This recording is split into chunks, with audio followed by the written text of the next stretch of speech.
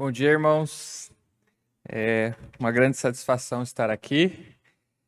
Já começo super nervoso, né? Porque é a primeira vez que eu vou trazer a palavra para a igreja. Eu estou acostumado a trazer os estudos para os jovens, para os adolescentes, aí há alguns anos já. E meu pai já começa bem, né? Apelo emocional, contando a história. Eu me segurei ali para não chorar realmente. Mas estou muito feliz de estar aqui. O pastor Hilário adiantou um pouco domingo passado, né, que devido à viagem tanto dele quanto do pastor Patrick, nós os seminaristas vamos estar aí mostrando nossas carinhas um pouco mais. Bom, me apresentando um pouco, eu sou Mataus para a igreja, sou filho do pastor Patrick. Para eles me chamam de Mateus, né, quando vai dar bronca, alguma coisa assim. Mas eu estou no segundo ano do seminário. Sou seminarista aqui da Igreja Presbiteriana do Guabirutuba. Sou responsável pelos adolescentes da igreja. Já estive à frente também junto do grupo de jovens, auxiliando o Eric ali, e agora estou cuidando dos nossos adolescentes. Então, dentro desse panorama aqui que eu estou, e fui convidado hoje a trazer a palavra para os irmãos, um desafio muito grande. Normalmente estou acostumado com as carinhas mais novas, uma dinâmica um pouco mais interativa, mas eu tenho certeza que o Espírito Santo já tocou o meu coração e vai trazer aqui uma palavra que vai trazer refrigério para a alma dos irmãos e vai falar com os irmãos. Bom, eu vou orar mais uma vez, pedindo a sabedoria do Espírito Santo. Deus, nós nos colocamos diante da Tua presença, Pai. Aqui está a Tua palavra, Senhor. Tua palavra é viva, Tua palavra é eficaz. Não por nós, Deus, mas que o Teu Santo Espírito gere em nós sabedoria, conhecimento, Deus, e que essa palavra venha trazer refrigério para a nossa alma, Deus, venha tocar os nossos corações, assim como o Senhor já tocou ali quando estava preparando, que realmente, Deus, o Teu amor inunde os nossos corações nessa manhã, Deus. Obrigado por tudo que o Senhor tem feito por nós, ó Deus, obrigado por que nós podemos prestar esse culto maravilhoso, Deus, e nós colocamos nossa vida diante de Ti. Em nome de Jesus, amém. Bom, irmãos, hoje, preparando a palavra, Deus tocou muito no meu coração no sentido do seu amor profundo por nós. E quando eu estava procurando o que falar, né, eu falei, meu Deus, e agora, né, eu vou trazer a palavra para a igreja. Normalmente, adolescente, você procura os temas pertinentes à adolescência, procura versículos bíblicos, mas eu acho que nada melhor do que falar do profundo amor de Deus por nós. E foi uma mensagem que tocou muito ao meu coração. Parte dela eu já tinha trazido um estudo bíblico na época da pandemia, na quinta-feira, que tinha uns cultos online. O pastor pediu uma vez para eu trazer um estudo. E ele está embutido aqui nessa pregação. Tenho certeza que Deus vai falar aos nossos corações. Eu queria convidar os irmãos a abrirem a palavra do Senhor ali em Efésios 1. Nós vamos ler os versículos 3 a 6. Amém? Bendito o Deus Pai de nosso Senhor Jesus Cristo, que nos tem abençoado com toda sorte de bênção espiritual nas regiões celestes em Cristo.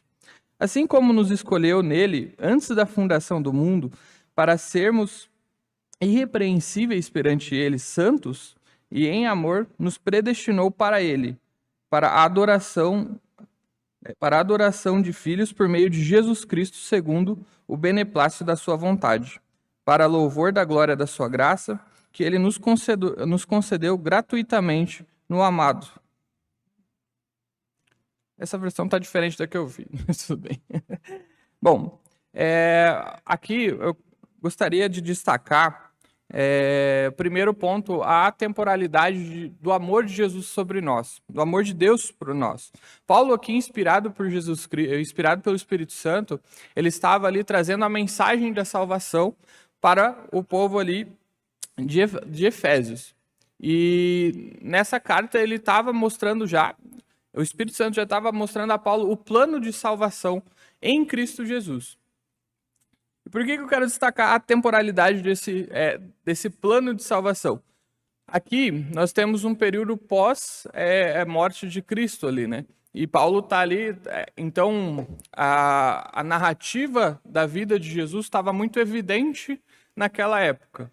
E Paulo remete ali já aos fundamentos da terra, ou seja, desde lá a criação, o plano de Deus para nós era que nós fôssemos salvos, né? Por isso eu destaco ali nesse versículo a temporalidade. Por isso que Paulo faz ele remete ao princípio de tudo, em que quando Deus foi nos gerar, ele já via esse plano. Ou seja, a nossa existência, ela está diretamente ligada ao plano de salvação. Nós só existimos porque Deus escolheu nós como alvo do seu amor. Ou seja, Deus, na sua infinita grandeza, é muito legal, depois a gente vai dar uma lida ali no Gênesis, você vê que a criação ela é todo um diálogo entre Deus em sua trindade. É como se Deus, conversando com o Espírito Santo e Jesus ali, olhasse e falasse, poxa, eu vou criar alguém em que eu vou derramar o meu amor por esse alguém, que ele vai ser meu igual, eu vou dar minha vida por ele. Então, Deus escolhe nos amar de uma forma em que nós não podemos fazer nada para mudar isso. A nossa existência só faz sentido porque Deus nos escolheu nos amar. Então, hoje, eu quero trazer para os irmãos essa perspectiva do plano de salvação, a gente trazendo a abordagem mais no Velho Testamento. Um pouco diferente do que Paulo traz ali na carta dos Efésios, mas mostrando que nós, como núcleo, como esse centro do amor de Deus, a nossa existência só faz sentido para que nós fôssemos salvos, né? Então eu gostaria de convidar os irmãos a abrir ali em Gênesis 1, 26 e 27. Acho que esse texto já é de conhecimento de todos nós, mas eu quero voltar lá no início de tudo, na criação, para nós entendermos um pouco mais desse amor.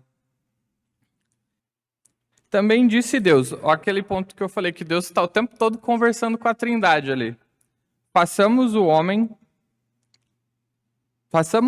à nossa imagem, conforme a nossa semelhança. Tenha ele domínio sobre os peixes do mar, sobre as aves dos céus, sobre os animais domésticos, sobre toda a terra e sobre todos os répteis que rastejam sobre a terra. Criou Deus, pois, o homem, a imagem e a semelhança Deus o criou. Homem e mulher os criou. Nesse primeiro ponto, aqui a gente já encontra a base da nossa identidade. Por amor, Deus escolheu nos fazer a sua imagem e semelhança. Por amor, Ele nos escolheu fazer homem e mulher para que nós, dentro da sua natureza divina, pudéssemos comandar ali os animais, os répteis, e tivéssemos domínio sobre toda a natureza. Isso é uma escolha por amor. Deus não nos escolheu criar como meras criaturas. Ele olhou para nós e decidiu nos amar a ponto de falar, vou fazê-los à minha imagem e semelhança. Vou compartilhar com ele um relacionamento onde ele tenha acesso ao que eu tenho. Deus nos moldou para que nós pudéssemos viver em harmonia com ele, desfrutando da intimidade e da comunhão que ele desejava compartilhar com a gente desde o princípio. Quando a gente fala de um relacionamento, ele necessita, em tese, ser saudável. Deus não criou o homem com segredos. Não, ali tem o fruto. Quando acho que todos sabemos ali, né, da história da queda e tal, Deus não escondeu nada da humanidade. Quando ele coloca ali uma árvore do fruto da vida e uma árvore do conhecimento do bem e do mal, ele vira para Deus e fala, se comer dessa árvore, certamente você vai morrer. Não tem segredo, não havia uma pegadinha ali. Deus não fez uma armadilha para o homem. Justamente por esse amor, por esse relacionamento, Deus deu acesso total ao jardim. Então aqui, nós temos a narrativa onde o homem e a mulher vão lá, caem em pecado, induzidos ali pela serpente, né? Daí tem a narrativa, a serpente, a mais audaciosa dos animais, que induz ali o homem e a mulher a comerem do fruto do conhecimento do bem e do mal. Eu acho que a primeira, não sei se os irmãos já fizeram alguma vez na vida essa pergunta, mas eu, volta e meia, me pergunto, mas por que essa bendita dessa árvore de conhecimento do bem e do mal estava ali? Por que Deus não colocou só da vida eterna, né? E a gente às vezes tem esse sentimento de que parece que se não instalar de dedos, nada disso podia ter acontecido, nós estávamos hoje comendo no jardim, vivendo super bem num plano de eternidade. Mas justamente por esse relacionamento, por esse amor de fazer nós a sua imagem e semelhança, Deus nos permitiu esse acesso. Não nos privou daquilo que o jardim podia proporcionar para nós. E mesmo assim, Deus orientou Adão e Eva sobre: não coma desse fruto, porque se comeres desse fruto, certamente morrerás. Qual que era o outro fruto? Era o fruto da vida. Fruto da vida eterna. Eles teriam vida em abundância ali no jardim. E Deus não os privou. Neste ponto, eu quero destacar novamente o amor de Deus na criação, no seu plano de salvação para nós. Deus nos amou de maneira a fazermos semelhantes a Ele em termos de um relacionamento com Ele. E não nos privou, não teve segredos de nós. O relacionamento era um relacionamento saudável. Tanto que o homem, naquela época, desfrutava da presença de Deus no jardim, ou seja, Deus convivia com o homem fisicamente, ele andava sobre o jardim. A humanidade, naquela época, tinha acesso a a natureza que Deus tinha. O plano de Deus para nós era esse relacionamento, era ter... Gente, é relacionamento. Você dá bom dia, você almoça, toma café, você vive com a pessoa.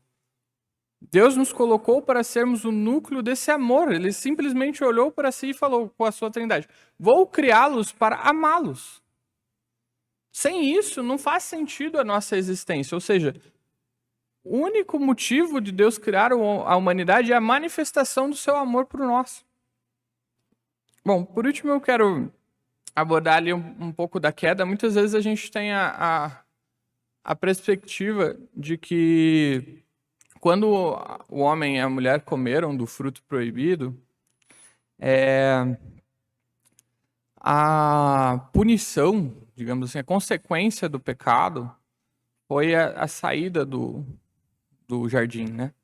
Daquele ambiente perfeito que Deus criou para nós.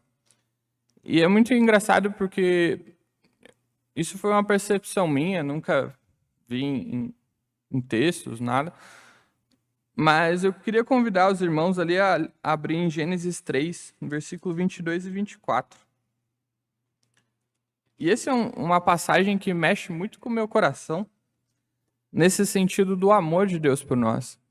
Eu acho que, assim, se você tem já teve essa mentalidade sobre a punição do homem em relação a comer do fruto foi a expulsão do Éden, eu te convido a fazer uma reflexão em cima desse texto novamente e a gente pensar junto aqui se realmente faz sentido isso que o Espírito Santo tem colocado no meu coração e me traz muita paz em relação à criação. Então, ali em Gênesis 3, no versículo 22 a 24. Isso é posterior ao homem ter comido fruto, né, e tal. Novamente, nós vemos a Trindade em conversa ali, né? Então, depois que passou tudo, Deus visitou o homem no jardim, o homem viu que estava nu, fez roupa, e Deus falou: o que está acontecendo aqui? Aí você vê a Trindade em diálogo ali. Então disse Deus: eis que o homem se tornou como um de nós, conhecedor do bem e do mal. Assim que não estenda a mão e tome também o fruto da árvore da vida, e coma e viva eternamente. Conseguem perceber um ar de preocupação aqui? Acho que eu esqueci de um texto, né? É verdade. O Senhor Deus, por isso, os lançou fora do jardim do Éden, a fim de lavrar a terra para o que fora tomado. E expulsou o homem e colocou querubins ao oriente do jardim do Éden, ao refugir de uma espada que se revolvia para guardar o caminho da árvore da vida. Quando eu parei para refletir nesse texto, eu li e reli muitas vezes, procurei muitas, né? Como que é o nome daquele livro que você vê, o original? Mas o Gênesis é meio difícil de ver o original, o Moody. A gente tem vários livros lá para auxiliar a gente nos estudos no seminário. E sempre me trouxe uma exclamação enorme essa passagem, onde a gente percebe a Trindade conversando novamente sobre a criação, olha diante da situação e fala, meu Deus, né? Imagina Deus falando meu Deus, não faz sentido. Mas olha e fala, o homem comeu do fruto, do conhecimento do bem e do mal. E se ele comer da árvore da vida? Então eu vejo aqui a primeira reação, uma preocupação e o começo de tudo, o primeiro eco de Deus referente ao nosso plano de salvação. O plano de salvação já começa aqui com a expulsão do jardim. Não era ali um castigo, já que vocês comeram, vou tirar vocês do jardim. Veja que há as consequências, a gente vai conversar sobre isso ainda. Mas a primeira reação de Deus à queda do homem foi a preocupação em que ele não comesse o fruto da vida. Porque se o homem comesse do fruto da vida, ele viveria eternamente em pecado. Complexo, né? Faz sentido, irmãos? Eu refleti tanto nesse texto e muitas vezes eu me pergunto, Deus, por que esse texto está ali? E realmente, eu não consigo ver outra solução para esse caminho aqui, senão uma preocupação de Deus em relação a nós. Aqui começa o plano de salvação. Deus olha o homem caído e não joga no fogo do inferno, não o condena diretamente. Então, como nós somos o alvo desse amor, Deus, a primeira reação de Deus à queda do homem é: eu me preocupo com ele. Eu vou tirá-lo do jardim, porque se ele comer aquele fruto da árvore da vida, acabou, vai ficar eternamente em pecado.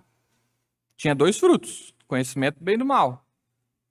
E tinha o fruto da árvore da vida. O plano de Deus, fruto da árvore da vida, para vivermos em vida eterna com ele, em relacionamento. Se ele come o fruto do conhecimento do bem e do mal e depois pega o fruto da árvore da vida, ele fica eternamente em pecado. Eu percebo essa lógica aqui. E essa para mim faz total sentido, então, Deus expulsar o homem do jardim com precaução, com um amor, como plano de salvação para que o homem lá na frente, em Cristo Jesus, alcançasse a redenção. Mas, acho que o terceiro e último ponto ali é: Deus nos ama tanto que ele não nos trata como filhos mimados. Então, aqui, eu quero trazer para os irmãos ali as consequências do ato de Adão e Eva. Tiveram consequências, né? E eu acho que, assim, para nós, quando a gente consegue distinguir a expulsão do jardim como um ato de amor, como um ato de preocupação conosco, como o início do plano de salvação para nós, e aqui nós conseguimos trazer as consequências do pecado, que dali vai estar em Gênesis 3, do 15 ao 19. Ali começa a consequência do pecado, a primeira coisa que acontece após a queda. Porém, inimizade entre ti e a mulher, entre a tua descendência e os seus descendentes. Este te ferirá a cabeça, e tu lhe ferirás o calcanhar. E a mulher disse: multiplicarei sobremodo os sofrimentos da tua gravidez. Em meio de dores dará a luz a filhos. O teu desejo será para o teu marido, e ele te governará. E Adão disse: visto que atendesse à voz da tua mulher, e comeste da árvore que eu te ordenara a não comesses, maldita é a terra por tua causa. Em fadigas obterás dela o sustento durante os dias da sua vida. Ela produzirá também cardos e abrolhos, e tu comerás a erva do campo. No suor do teu rosto comerás o teu pão até que tornes a terra, pois dela foste formado, porque tu és pó, e ao pó se tornarás. Aqui nós vemos a consequência do pecado de Adão, né? As dores de parto, o suor no rosto, a terra vai te rejeitar. Então, para mim, faz muito sentido ter essa distinção ali entre o versículo 3, 22 a 24, onde o Espírito Santo, com Cristo e Deus, se preocupam no plano de salvação para a expulsão do homem do jardim. A primeira reação do plano de salvação. Mas a consequência do nosso pecado já estava lá. A primeira de todas, que foi quando Deus falou com Adão, foi: não coma desse fruto, certamente morrerás. Então aí a gente já veio a primeira desobediência. E depois, novamente, nós vemos essas consequências, as dores do parto, o suor de produzir a terra, o tão sofrido sustento, né? E por último ele finaliza, assim como do pó você veio, do pó você vai retornar. Perceba que Deus nos ama de tal maneira que ele não eximiu a humanidade das consequências do pecado. O plano de salvação já estava em execução aqui, mesmo com a queda. A queda não surpreendeu Deus. Deus não foi pego de surpresa por tudo que aconteceu. Quando ele nos criou como objeto do seu amor, ele já havia esse plano. Por isso que eu comecei o texto lendo ali a parte em Efésios, que falava que antes mesmo da criação, antes mesmo do fundamento da terra, Deus já sabia de tudo isso. Deus já tinha para nós esse plano de salvação. Vou criá-los como objeto do meu amor, como manifestação do meu amor. E vou salvá-los. Então, eu quis trazer um pouco, né, uma mensagem que impacta muito o meu coração. Saber que, desde lá do princípio, a manifestação de amor por nós vem desde a criação. E saber que Deus nos criou como objeto do seu amor é simplesmente um ato voluntário do divino, aquele Deus que nós adoramos aqui, grandioso e que é. Em toda a sua magnitude, ele olha e fala, vou criá-los para amar, porque eu quero, não porque não existe outro motivo, senão porque a manifestação do amor de Deus somos em nós. E não é nada que nós possamos fazer que mude isso. Você não é o teu pecado, aquilo que você faz ou deixa de fazer, não vai mudar a natureza de Deus em ter criado a humanidade como manifestação do seu amor. As consequências vêm direto para nós. Mas o amor de Deus não muda. E não mudou com Adão e Eva. Quando eu lia Gênesis, né, desde pequeno, sempre me trazia essa indignação. Por que de tudo isso? Por que a árvore de conhecimento do bem e do mal estava lá? Era só tirar ela, ficava só da vida e estava tudo bem. Mas dentro do plano de salvação para Deus, na manifestação do seu amor sobre nós, estava o relacionamento. Estava a comunhão, estava fazer-los a semelhança de nós. Então essa manifestação de amor por nós, agora para mim faz sentido, depois de estudar há muito tempo.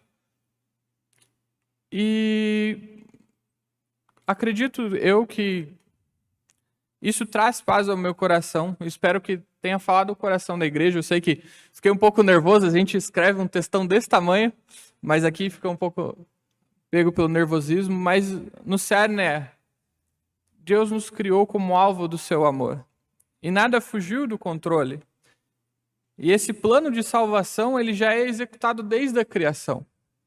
Quando Deus expulsou o homem do jardim, foi por amor, foi por precaução, para que o homem não viesse a comer do fruto da árvore da vida e ficasse eternamente em condenação. Imagina, eternamente condenado. O fruto da vida trazia, em tese, a vida eterna, o que a gente leu aqui. Se ele comer do fruto da vida, certamente viverá eternamente em pecado. Então, acredito eu que, de tudo que foi lido aqui, o que mais traz paz no meu coração é saber que desde lá do princípio, a queda não surpreendeu Deus. Deus não foi pego de surpresa quando o homem resolveu comer o fruto proibido. E a primeira manifestação do plano de salvação foi tirar a gente do jardim. As consequências dos nossos pecados foram descritas ali, o sofrimento de parto, o sofrimento para trazer o sustento. Mas o primeiro ato do plano de salvação foi tirar-nos do jardim para que nós não fôssemos eternamente condenados. Para que ali os primeiros ecos do plano de salvação de Jesus Cristo lá na frente já comecem a ser executados. Amém?